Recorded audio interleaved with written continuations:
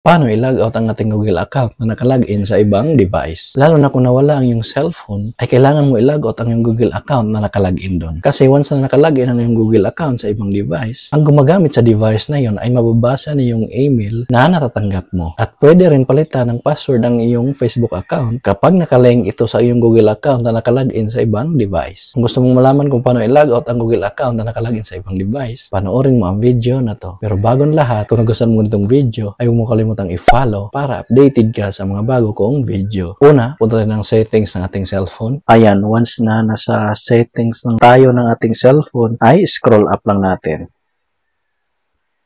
Then, hanapin natin yung Google. Once na makita na natin yung Google, pindutin lang to.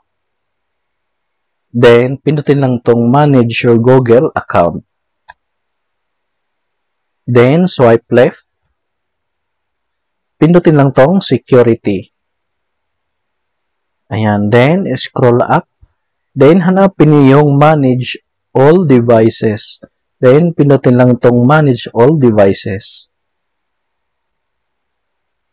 Ayan, so dito na makikita lahat ng devices kung saan naka-sign in ang iyong Google account. So halimbawa may device dito na hindi mo ginagamit at tapos naka-sign in yung Google account.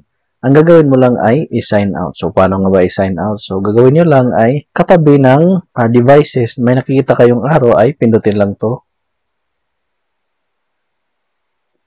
Ayan. Then, pindutin nyo lang tong sign out. Then, pagkatapos nyo pindot yung sign out, ay automatic ma-log out yung Google account na yun. Then, pagkatapos, pagpalit lang kayo ng password para siguradong hindi niya malalagin or magagamit. So, ganun lang kadali.